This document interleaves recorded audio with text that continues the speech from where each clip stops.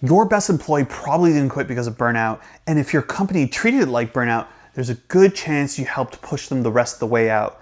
That sounds intense, but for a lot of high performers, it's true, because sometimes the real problem is not exhaustion, weakness, or classic burnout. Sometimes the real problem is that their brain stopped experiencing the work as stimulating, meaningful, or worth chasing.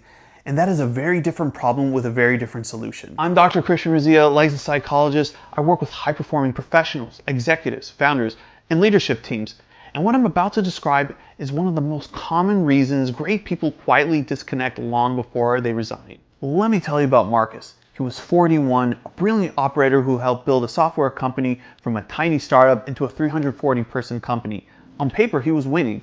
Then one Tuesday morning, he opened his laptop, looked at the packed calendar he would have been excited about 3 years earlier, and felt absolutely nothing. Not panic, not dread, not overwhelmed, nothing. And that scared him more than stress would have, because at least stress feels like something. This felt like dead air. So he did what any capable person would have done. He saw his doctor. The conclusion was probably depression. So he took medications for a few months. It didn't help. Now, let me be clear. Depression is real, serious, treatable, and I'm not minimizing it. I'm saying Marcus was dealing with something different, something that can look similar from the outside and gets mislabeled all the time. I call it reward circuit collapse. That is not a formal DSM diagnosis. It's a clinical pattern, a way of describing what happens when a high-performing, challenge-responsive brain loses access to the novelty, uncertainty, difficulty, and meaning that it used to activate it. Because on the surface, burnout and this kind of collapse can look almost identical. Low motivation, flatness, reduced enjoyment, mental fatigue, cynicism, disconnection. Same outer picture, different underlying engine. And if you misunderstand the engine, you apply the wrong fix. This is where a lot of companies get wrong.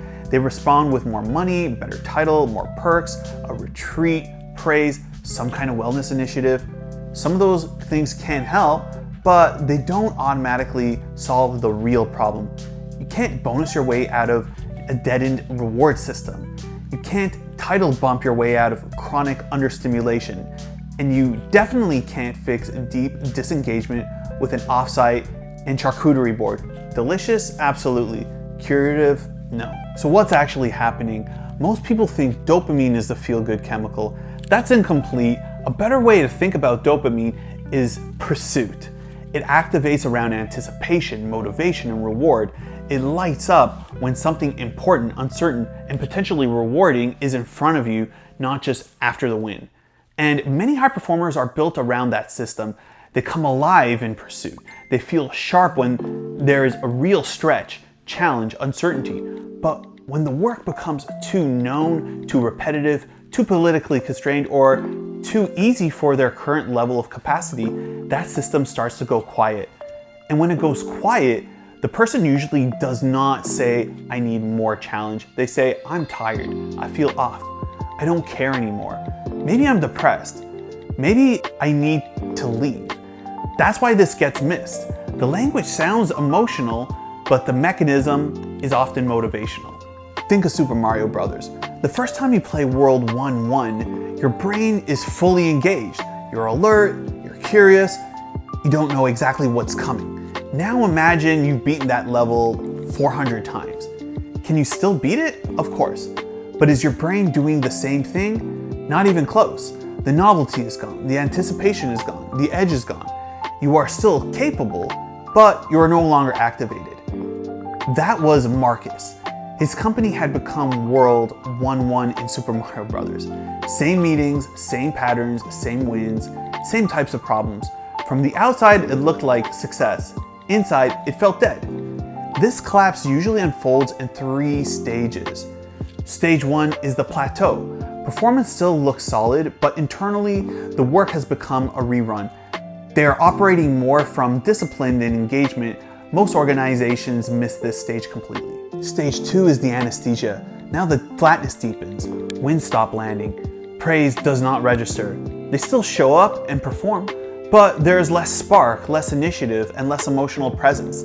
This is also when outside opportunities start becoming more attractive because new feels more alive than the same. Stage 3 is the ghost. The person is still technically there, but psychologically halfway gone. Their language changes. They stop saying we and start saying they. Their ownership drops. Their emotional investment declines. By the time most companies react, the resignation is just paperwork. So what actually works? First, structure novelty. Not random projects, not more meetings, not congratulations, you're our strongest person, so now you get more work. Well, that is not novelty. That is punishment with branding. I mean real challenge just beyond the person's current level of mastery. Something difficult enough that success is not guaranteed. Something meaningful enough that they actually care. Second is meaning calibration. Helping the person reconnect to a real felt sense that what they are doing matters, not abstractly in lived reality. Because the brain does not stay energized by slogans. It stays energized by relevance that feels real. And third is sanction failure. Many high performers start avoiding situations where they may not look sharp or in control. That avoidance slowly kills growth. So one of the most powerful interventions is putting them back into safe, bounding conditions where they have to attempt something difficult, risk imperfection, recover, and realize they're still intact.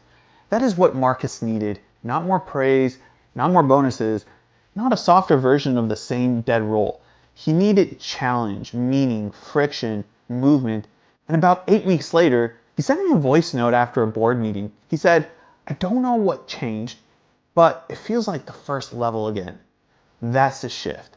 That's what people are often trying to describe when they say they want their drive back. So here's the reframe I want to leave you with. If you're a high performer and your ambition has gone quiet, don't automatically assume that you're broken.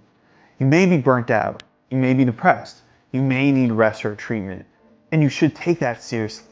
But there's another possibility. Your nervous system may be adapted to an environment that no longer asks enough of you in a way that matters. That is not weakness, that is information. And if you lead high performers, understand this. The people most at risk of quietly disconnecting are often not the ones complaining. They're the ones carrying your organization while slowly going numb. You do not lose them all at once, you lose them quietly, then suddenly. Burnout is often not the disease, it's the alarm. The real question is whether you know what the alarm is actually pointing to. If you're a leader and you recognize this pattern in someone on your team while listening to this, there's a link below to work with me. And if you're an executive, founder, or high-performing professional and this video felt a little too accurate, click the link in the description as well to work with me in my executive clarity intensity. If this gave you value, like, share this video, and subscribe to my channel. This is what I talk about here, the real psychology behind performance, ambition, identity, and the hidden reasons successful people stop feeling like themselves. See you in the next one.